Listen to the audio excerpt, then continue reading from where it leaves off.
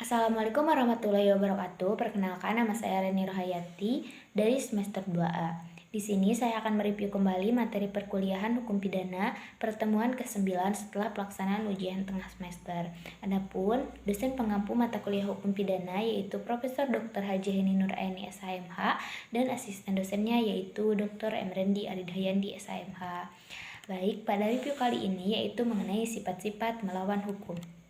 Nah, adapun sifat melawan hukum merupakan unsur objektif dari tindak pidana karena merupakan penilaian terhadap perbuatan dan bukan pada pelaku. Kemudian, suatu perbuatan dikatakan melawan hukum apabila perbuatan tersebut masuk dalam rumusan delik sebagaimana dirumuskan dalam undang-undang.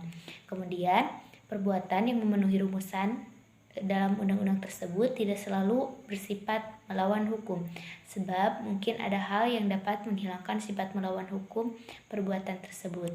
Nah, contohnya di Indonesia putusan Mari pada bulan Januari 1966 dengan kasus Marcos Effendi.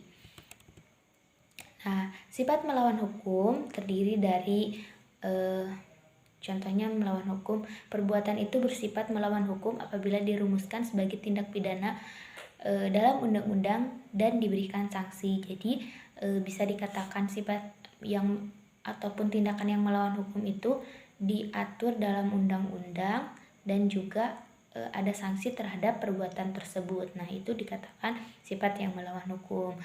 Kemudian, sifat melawan hukum dapat dihapus apabila diatur berdasarkan undang-undang. Nah, ketika di dalam undang-undang dapat dihapus ataupun ada peraturan yang dapat menghapus sifat melawan hukum tersebut, maka sifat melawan hukum tersebut dapat dihapus. Nah, kemudian jadi melawan hukum sama dengan bertentangan dengan undang-undang tertulis. Kemudian yang kedua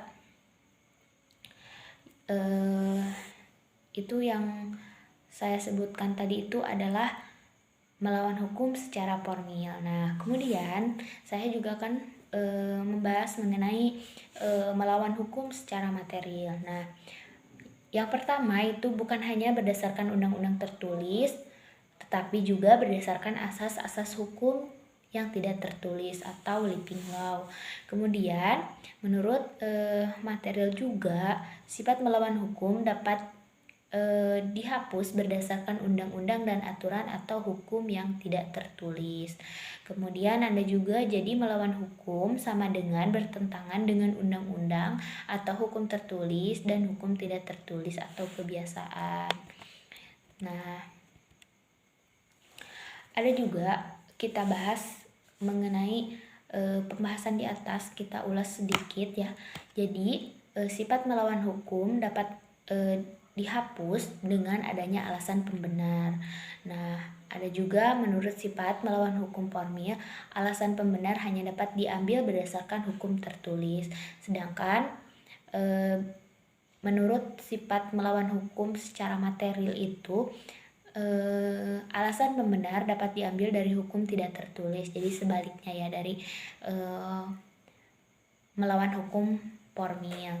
Nah, kemudian ajaran melawan hukum formil sudah tidak dianut lagi sejak tahun 1963. Kemudian yang menentukan adanya alasan pembenar di luar undang-undang adalah hakim. Nah, tetapi apabila terjadi pertentangan antara hukum tertulis dan hukum tidak tertulis. Nah, ketika hukum tertulis dan hukum tidak tertulisnya tidak sinkron, nah hakim bisa melakukan ataupun alasan hakim melakukan pembenaran itu karena faktor tidak sinkronnya hukum tertulis dan hukum tidak tertulis.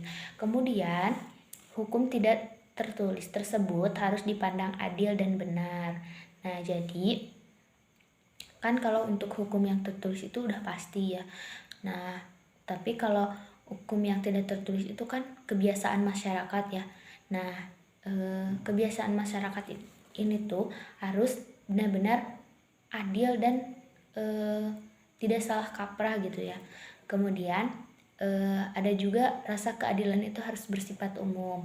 Nah, ini penting sekali ya. Jadi untuk keadilan itu harus benar-benar intinya equality before the law ya.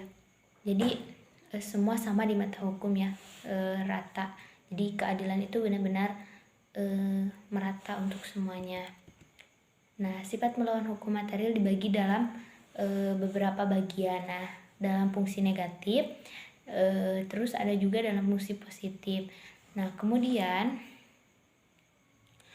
ada juga sistem hukum pidana di Indonesia menganut ajaran melawan hukum material dalam fungsi yang negatif. Nah, jadi sistem hukum pidana di Indonesia itu menganut ajaran melawan hukum material. Nah, dalam fungsi negatif seperti itu.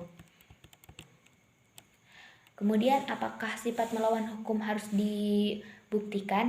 Nah, apabila dicantumkan dalam rumusan tindak pidana secara tegas, maka unsur melawan hukum harus dibuktikan. Nah, apabila tidak dicantumkan secara tegas dalam rumusan undang-undang, maka ada dua pendapat, yaitu dalam fungsi yang positif harus dibuktikan karena mempunyai unsur konstitutif. Ada tindak pidana apabila perbuatan yang bersifat melawan hukum. Jadi adanya tindak pidana itu karena memang benar-benar ada perbuatan yang melawan hukum gitu, yang merugikan orang lain. Kemudian